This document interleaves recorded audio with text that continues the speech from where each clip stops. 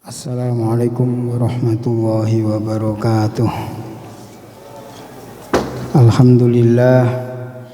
Alhamdulillahi nahmaduhu wa nasta'inuhu wa nastaghfiruh wa nu'minu bihi wa natawakkalu alaihi wa na'udzu bihi min syururi anfusina wa min sayyiati a'malina may yahdihillahu fala mudilla lahu wa may yudlilhu fala hadiyalah. Wa nashhadu an la ilaha illallah wahdahu la syarika lah wa nashhadu anna sayyidana wa maulana Muhammadan abduhu wa rasuluh amma ba'da. Qala Allah ta'ala fi kitabihil karim, a'udzu billahi minasy syaithanir rajim, bismillahirrahmanirrahim. Ya ayyuhalladzina amanu dzkuru ni'matallahi 'alaikum idh ja'atkum junudun fa arsalna 'alaihim rihan wa junudan lam tarawha wa kana Allahu bima ta'maluna basira. Wa qala an-nabiyyu sallallahu alaihi wasallam,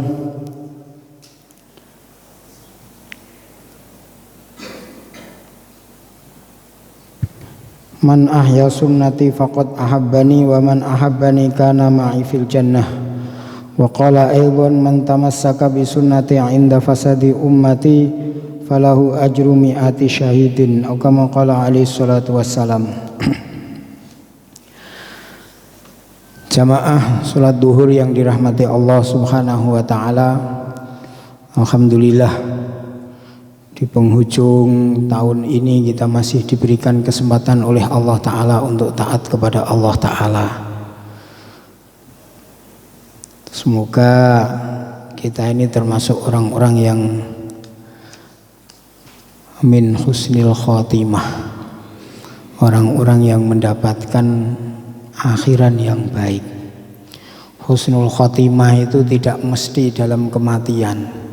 Husnul khotimah yang paling besar memang Nabi sabdakan, man kana akhiru kalamihi la ilaha illallah dakhalal jannah. Barang siapa yang di akhir hayatnya mengucapkan kalimat la ilaha illallah, maka dia dijamin masuk surga. Ini husnul khotimah yang besar. Tapi bukan berarti setiap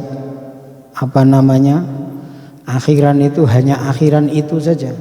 Tanda-tanda orang yang akan mendapatkan husnul khotimah yang besar itu, penutupan yang baik itu adalah dalam setiap apapun dia diakhiri dengan kebaikan. Diakhiri dengan kebaikan. Makanya kita akhir tahun Hijriah kita tutup dengan istighosah, akhir tahun Masehi kita tutup dengan doa. Nanti akhir amal kita, misalnya kita bekerja, kita punya amalan, kita pun juga ketika bekerja, kita di akhir pekerjaan kita tutup dengan kebaikan. Pokoknya dalam setiap apapun yang kita kerjakan, yang dihitung kata Nabi adalah akhirnya. Al-umuru bi khawatimiha. Maka kita usahakan. Nih, kita sudah 1 tahun, kita kemarin bekerja, kita kemarin buat amal, maka bagaimana akhir tahun kita ini kita tutup dengan kebaikan. Amin Allahumma. Jamaah salat zuhur yang dirahmati Allah Subhanahu wa taala, kita akan melanjutkan pembahasan tentang masalah perang Khandaq atau perang Ahzab. Ghazwatul Ahzab atau Ghazwatul Khandaq. Kemarin kita sudah membahas beberapa masalah tentang masalah proses pembuatan Khandaq atau proses pembuatan parit. Yang mana pembuatan parit itu adalah atas usul sahabat Salman Al-Farisi. Panjangnya dalamnya 5 meter, lebarnya 7 meter. Panjangnya dari mulai pegunungan sebelah utara sampai sebelah barat sampai di timur itu benteng Bani Quraidah. Jadi kalau sekiranya 7 meter itu sekuat apapun kuda lompat itu nggak bisa tembus. Hanya kemarin sudah kami terangkan ada satu orang yang kudanya itu bisa lompat sampai ngelompati 7 meter. Itu ternyata zaman Rasulullah itu orang Quraisy punya kuda yang begitu hebat. Kemudian hadirin yang dirahmati Allah Ta'ala, begitu pasukan Ahzab sudah selesai semua membuat parit, dirapikan semua, dibersihkan semua, kemudian tinggal mereka menunggu. Kita tahu pasukan orang Quraisy kemarin ada 10.000 pasukan, sementara orang Islam hanya ada sekitar 3.000 pasukan. Jadi hanya ada sekitar 3.000 pasukan. 10.000 pasukan yang peralatannya lengkap, yang jalan kaki kemudian semua dibiayai oleh orang Yahudi supaya untuk naik kuda. Jadi 10.000 pasukan itu lengkap dengan kendaraan, lengkap dengan peralatan. Sementara orang Islam dalam keadaan kelaparan. Bagaimana kisahnya Nabi Shallallahu Alaihi Wasallam ketika memukul batu ke bawah, perut Nabi Shallallahu Alaihi Wasallam diganjal dengan 3 batu, saking laparnya. Sementara mereka dalam keadaan siap semua. Maka ketika orang-orang Quraisy, pasukan orang-orang kafir Quraisy sampai di Madinah, mereka kaget. Ini strategi perang apa? Orang Arab tidak pernah ketemu dengan strategi Khandaq, baru kali ini. Jadi mereka langsung maju sampai di depan, nggak bisa maju. Mereka ada yang coba-coba untuk minggir. Begitu minggir, sementara orang Islam sudah disiapkan ada 7 benteng, 7 pos di di Khandaq itu. Masing-masing pos itu di depannya dikasih pemanah-pemanah yang handal. Begitu mereka ada yang maju sedikit, kira-kira mau mencoba, dipanah dari pasukan muslimin. Pasukan muslimin di sebelah utara. Di sebelah utara parit, pasukan Quraisy di bawah parit. Karena Ka'bah Mekah itu di sebelah selatan Madinah. Makanya kiblatnya orang Madinah itu di selatan, Pak. Kemudian hadirin yang dirahmati Allah Subhanahu wa taala, di saat mereka kebingungan kayak gitu, ini mau bagaimana? Maka salah satu dari pemimpin orang Bani Quraidah, bukan Bani Nadir yang kemarin diusir itu, yang otaknya perang Ahzab, ini salah satunya adalah pimpinan Bani Nadir, namanya Huyai bin Akhtab. Huyai bin Akhtab akhirnya dia musyawarah dengan Abu Sufyan dan para pasukannya. Abu Sufyan keliling dari parit arah utara, arah ke timur, ke barat, tidak ada. Kenapa? Karena kemarin kami terangkan di sebelah barat Madinah itu adalah gunung batu. Jadi nggak mungkin orang mau tembus ke sana, nggak mungkin. Bisa, tapi harus muteri Madinah, muteri gunung itu sampai berhari-hari. Sehingga kalau diperkirakan kalau sampai ke sana nanti makan waktu, bahkan mungkin sudah kecapean semua. Dan itu nggak mungkin, nggak pernah dilewati oleh manusia normal. Akhirnya mereka lihat lagi, Abu Sufyan ke arah selatan, ke arah timur. Begitu melihat di arah timur ada bentengnya orang Quraidah. Maka kemudian hadirin yang dirahmati Allah Ta'ala, akhirnya mereka musyawarah bagaimana caranya. Huyai bin Akhtab cuma punya satu jalan saja, yaitu melobi orang-orang Quraidah. Kalau Quraidah ini kok bisa kita buka, Quraidah kok mau bersekutu dengan kita, Madinah habis. Maka benar hadirin yang dirahmati Allah Ta'ala, akhirnya Huyai bin Akhtab dengan beberapa orang Yahudi Bani Nadir, mereka mendatangi benteng Quraidah. Pimpinan benteng Quraidah waktu itu adalah Ka'ab bin As'ad. Mereka teriak dari luar, wahai orang Quraidah, kami adalah saudara kalian, kami dari Bani Nadir. Ini pimpinan kami, Huyai bin Akhtab mau bicara. Maka mereka sampaikan kepada Ka'ab bin As'ad. Kata Ka'ab bin As'ad, kami enggak akan buat masalah dengan Muhammad. Kita enggak akan cari mati. Kalian cukup, kalian saja sudah. Bani Nadir saja sudah cukup. Bani Qainuqa sudah cukup. Itu sudah menjadi bukti.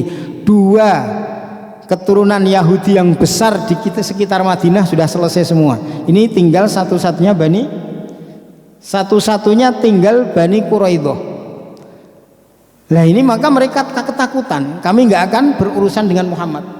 Waktu itu pasukan Khandaq, pasukan Quraisy datang sore hari, malam hari mereka mendatangi Quraidah. Mereka melobi. Teriak lagi nggak diurusi, teriak lagi nggak diurusi.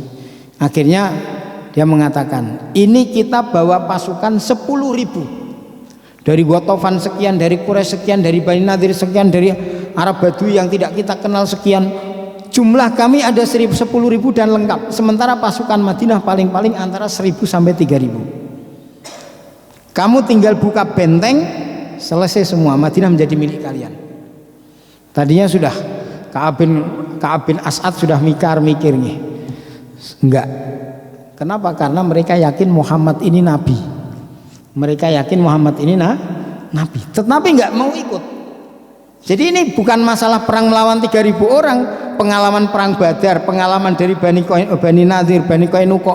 Walaupun mereka kelompok-kelompok besar, ternyata selesai semua. Ini kalau sudah mulai teriak selesai kita.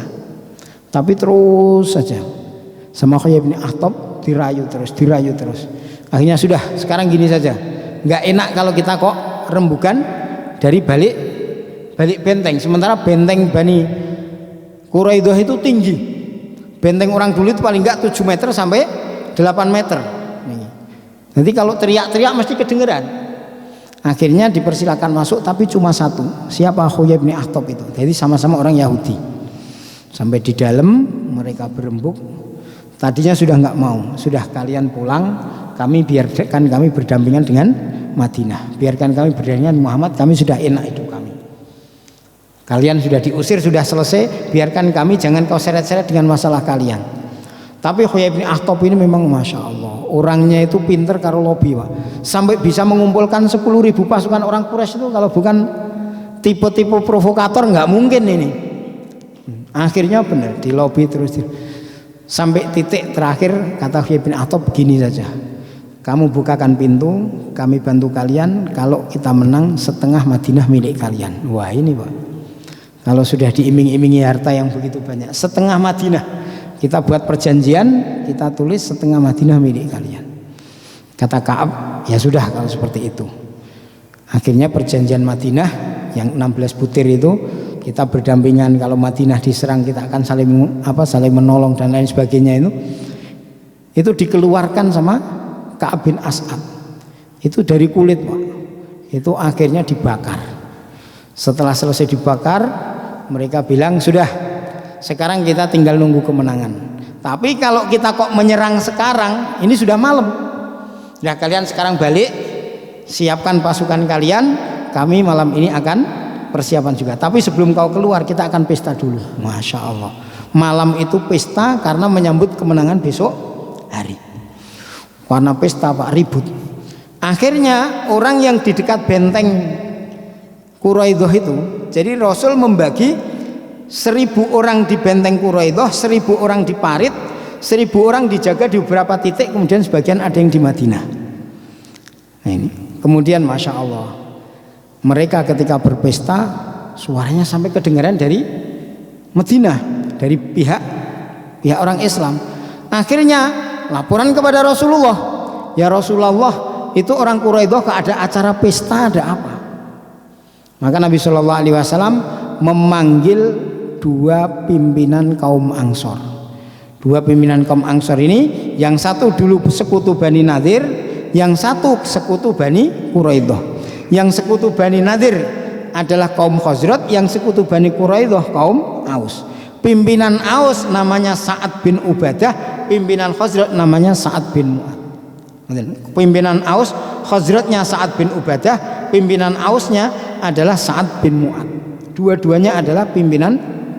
Kita nanti akan melihat Sa'ad bin Mu'ad meninggal setelah perang Bani Quraidah. Sementara Sa'ad bin Ubadah ini nanti yang akan dinobatkan oleh orang Ansor sebagai khalifah ketika Rasulullah SAW wafat. Jadi ini memang orang-orang besar semua.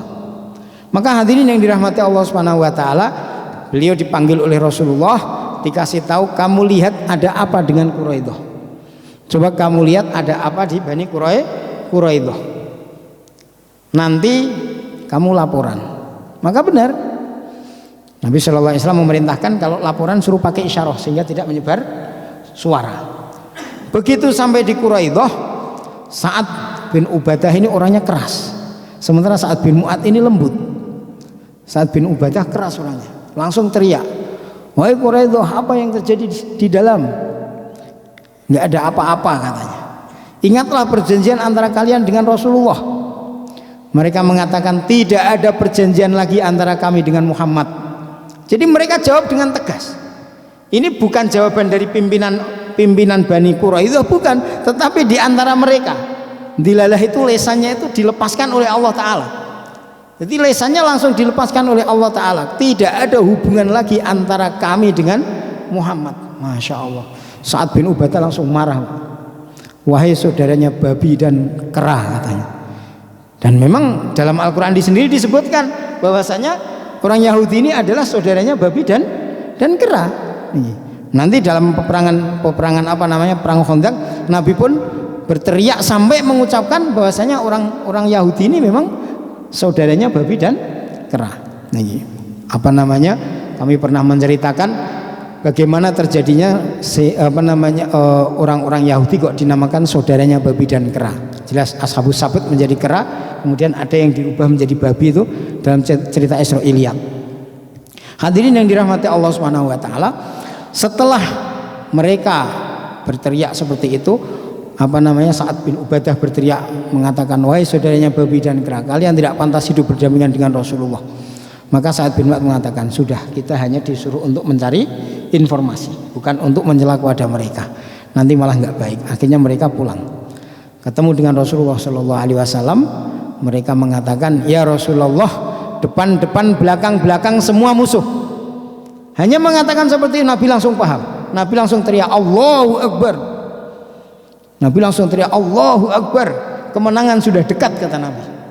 Sa'ad bin Mu'adz dan Sa'ad bin Ubadah bingung, loh, ini pintu dibuka kita selesai kok malah Nabi mengatakan kemenangan sudah dekat, ini dari mana, kata Nabi.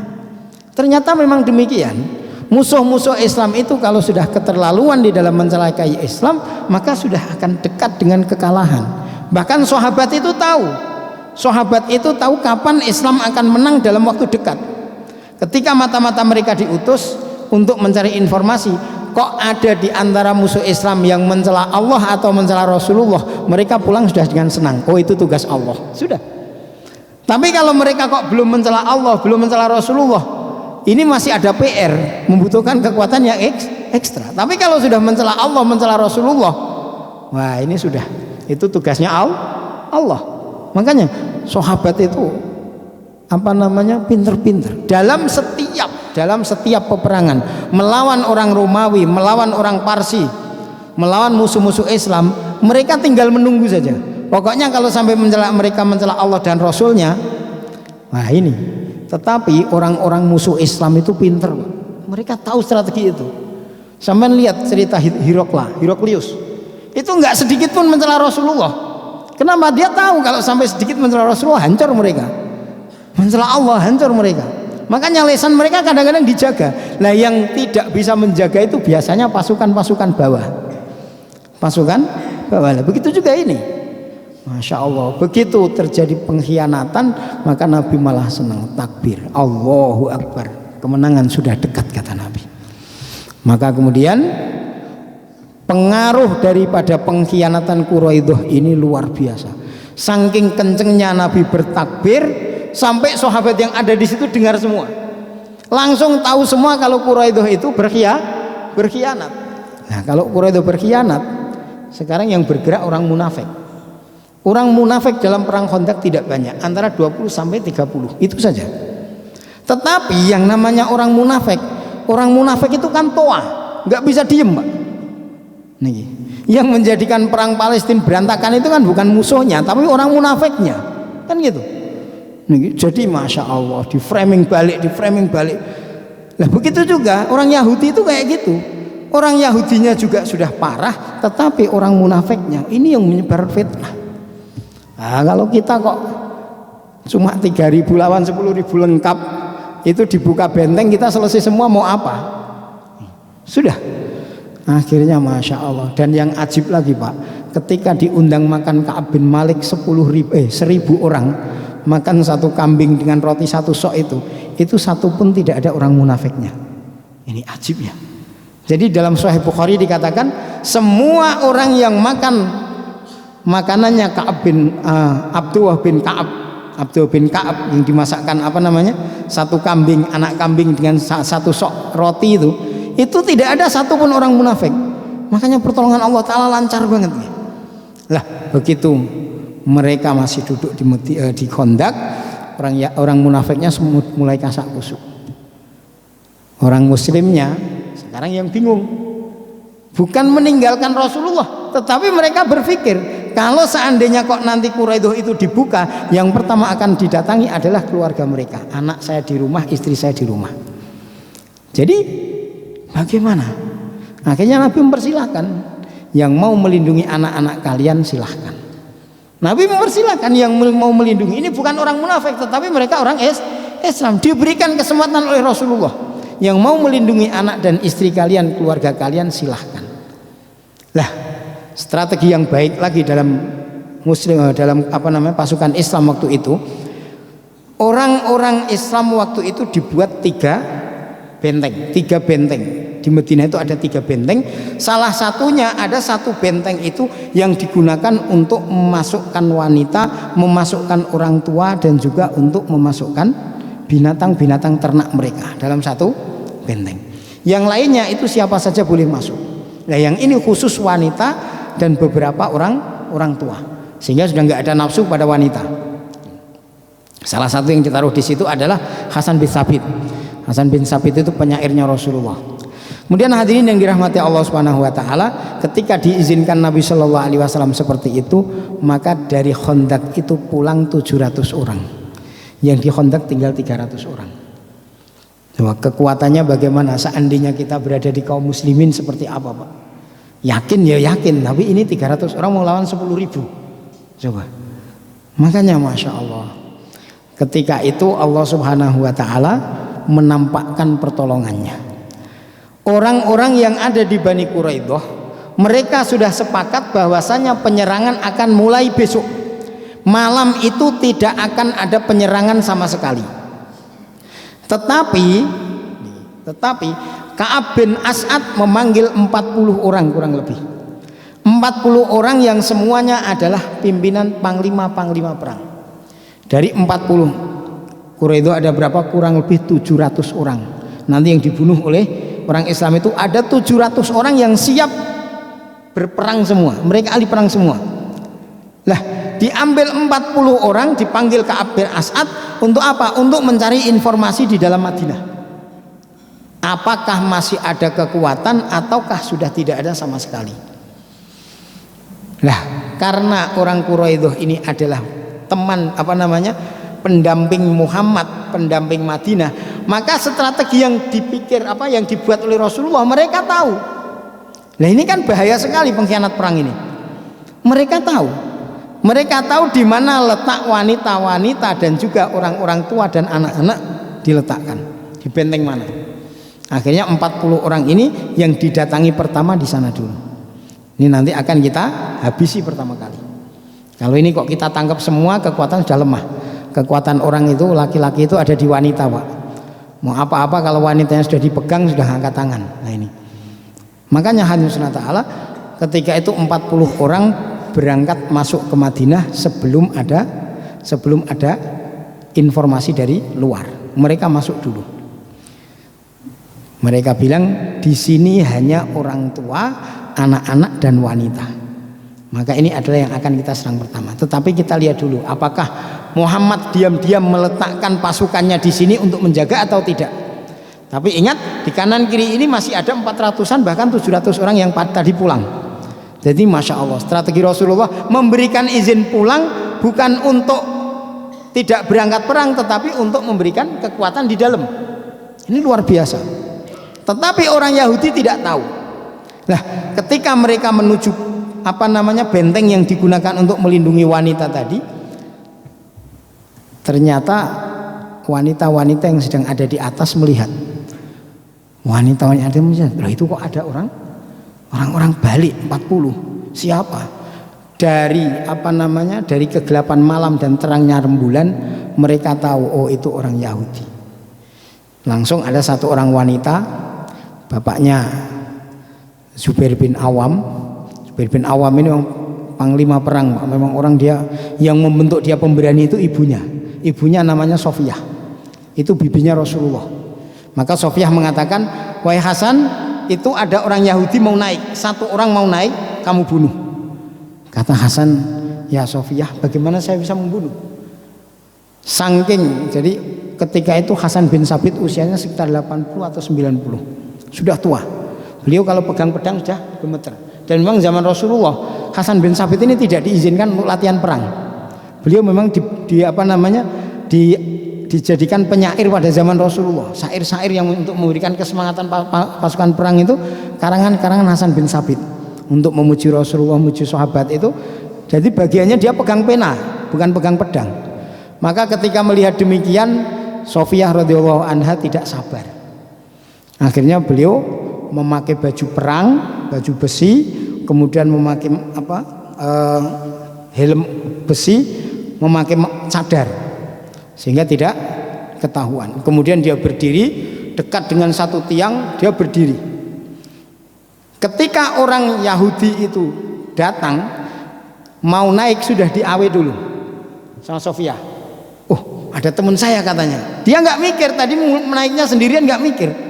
Ini Masya Allah, Allah Ta'ala kalau sudah makar seperti ini Pak, dia seneng naik. Begitu sampai di atas, langsung dihantam pakai besi oleh Sofiyah, dipenggal kepalanya. Sekali penggal langsung putus. Ini hebatnya Sofiyah. Kemudian hadirin yang dirahmati Allah Subhanahu wa taala, ketika Sayyidah Sofiyah memenggal kepala itu, kemudian kepala itu dipegang di atas benteng, diuyan-ayunkan. Sehingga orang-orang Yahudi yang 40 itu bengong. Wah, ini berarti masih banyak pasukan di dalam. Ini yang naik ini adalah orang yang paling lihai dalam peperangan. Ini saja sampai putus kepalanya. Badannya ditendang sampai jatuh ke bawah, kepalanya diayun-ayunkan. Setelah itu dilemparkan kepada mereka. Mereka tambah ketakutan. Akhirnya mereka pulang. Begitu pulang mereka sudah enggak, strateginya besok dirubah. Di dalam ternyata sudah banyak pasukan. Masya Allah. Dan hadirin yang dirahmati Allah Subhanahu wa taala, jadi Sayyidah Sofiyah ini di dalam membentuk putranya Zubair bin Awam sehingga menjadi panglima perang, tidak ada sahabat Nabi. Ini termasuk salah satu asyratul mubasysyarah bil jannah yang keberaniannya di dalam peperangan, di dalam campuh peperangan melebihi Zubair bin Awam. Zubair bin Awam itu begitu pasukan dikumpulkan mau maju, dia sudah sampai di tempat musuh. Nih. Jadi dulu ibunya ketika Zubair masih kecil itu melatihnya ditaruh di dalam tempat yang gelap. Dia tinggal. Nanti kalau nangis ibunya datang dipukul. Kemudian dia tinggal lagi, nangis lagi, pukul lagi. Nih, kita tahu gelapnya Madinah kayak belum ada lampu. Nih, Masya Allah. Sampai saudaranya sudah bilang, "Mbok, kamu kalau mendidik anak jangan seperti itu." Kata Sofiyah, "Saya nggak mau anak saya menjadi anak yang penakut." Tapi benar Pak. Sampai gedenya panglima, menjadi panglima perang dan salah satu orang yang dijamin masuk surga oleh Rasulullah Shallallahu Alaihi Wasallam. Kemudian hadirin yang dirahmati Allah Subhanahu Wa Taala, 40 orang ini akhirnya mereka pulang ke benteng Quraidah dan mereka sudah ditanamkan rasa takut oleh Allah Taala. Ditanamkan rasa takut. Wah, kita nggak jadi pesta lagi besok. Kita akan rubah strategi. Kemudian hadirin yang dirahmati Allah Subhanahu Wa Taala, ketika itu adalah waktu yang sangat dingin. Kita tahu perang Khandaq ini perang yang sangat dingin. Makanya sampai orang-orang Islam yang kurang pakaian itu sampai kedinginan. Kita Madinah itu kalau sudah dingin bisa sampai 5 derajat, bisa sampai 2 derajat. Jadi sangat dingin, bukan hanya dingin tapi sangat dingin. Maka hadirin yang dirahmati Allah Taala, pasukan Islam ketika terjadi pengkhianatan seperti itu, maka mereka malam pun nggak bisa tidur. Nabi Shallallahu Alaihi Wasallam ketika itu mengutus Hudzaifah al-Yamani untuk menjadi mata-mata. Nah ini Hudzaifah al-Yamani diutus untuk menjadi mata-mata untuk masuk ke pasukan musuh. Karena malam itu orang-orang Quraisy mereka sudah yakin menang, maka malam bisa tidur. Yang tidak bisa tidur orang Quraidah. Jadi mereka besok menang sudah. Quraidah buka pintu menang. Mereka sudah malam itu sudah tidur, nggak ada yang berjaga. Nah, ketika mereka tidur seperti itu, kemudian Nabi Shallallahu Alaihi Wasallam mengutus satu orang untuk masuk ke sana lewat turun. Jadi kalau dari pasukan Islam itu ada tangganya, tapi kalau dari sini nggak ada tangganya, sehingga mereka memasang tangga. Hudzaifah Al-Yamani masuk untuk menjadi mata-mata. Insya Allah ketika masuk di situ, kemudian Hudzaifah Al-Yamani tahu pasukan kekuatannya berapa, sekian orang, tahu semua. Lah Abu Sofyan itu dia feeling panglima perangnya kuat. Walaupun Hudzaifah Al-Yamani tidak dikenal orang Quraisy, tetapi Abu Sofyan merasa ini kok ada mata-mata. Jadi tidak kenal siapa mata-mata, tapi Abu Sofyan mengatakan ini ada mata-mata. Kata Abu Sofyan, tangkap orang yang ada di samping kalian. Mereka bangun, ditangkap orang yang di samping kalian. Tanyakan siapa mereka. Tapi Hudzaifah Al-Yamani ini masya Allah cerdas, Pak. Begitu dia bangun, begitu dia tangkap sama temennya, sebelum dia ditanya, dia tanya dulu, kamu siapa? Katanya, saya Fulan bin Fulan. Dari mana? Dari sini. Kamu siapa? Saya ana minal ma, katanya, saya dari air. Air mana? Air di sana, katanya. Akhirnya dilepaskan. Begitu dilepaskan, beliau pulang. Abu Sofyan, ini mata-matanya sudah pergi.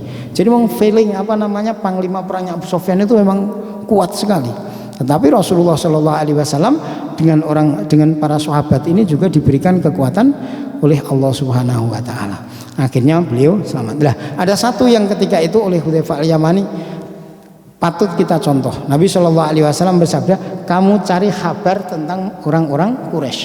Hanya mencari kabar saja. Ketika itu beliau mengatakan, saya dengan Abu Sofyan sangat dekat sekali.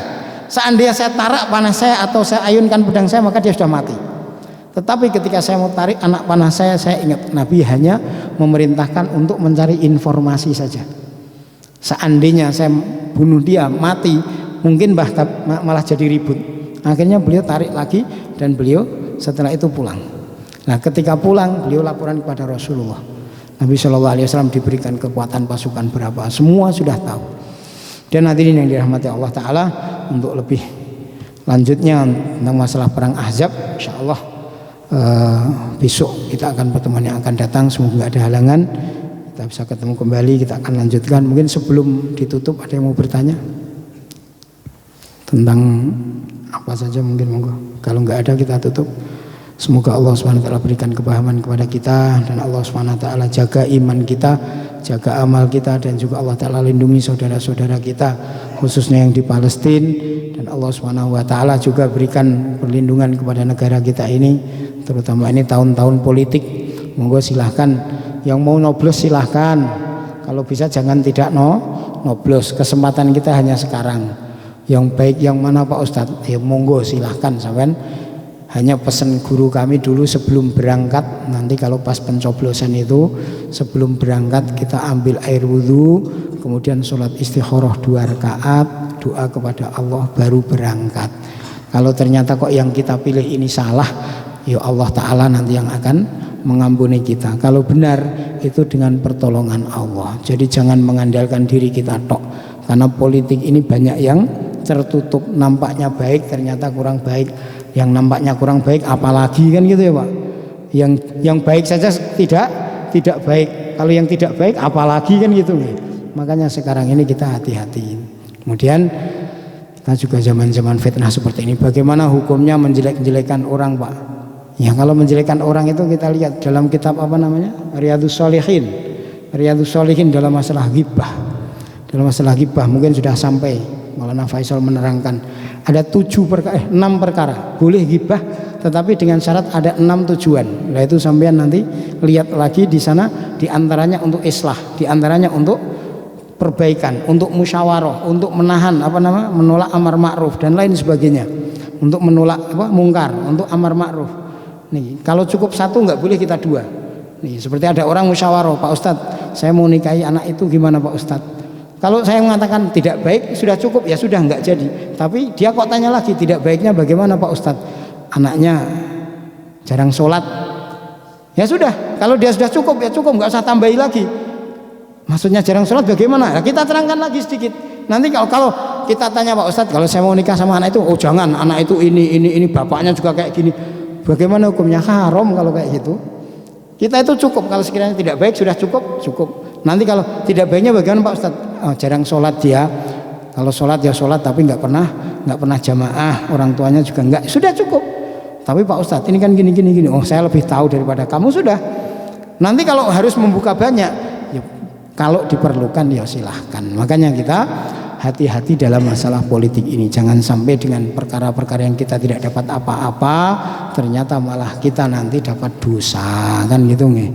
Semoga Allah Ta'ala pilihkan kepada kita pemimpin yang baik, yang bisa mengayomi masyarakat, yang bisa menjadikan kita taat kepada Allah Ta'ala. Amin. Allahumma subhanallah wa bihamdihi, subhanakallahumma bihamdika, asyhadu an la ilaha illa anta, astaghfiruka wa atubu ilaik. Akhirul kalam wal afu minkum.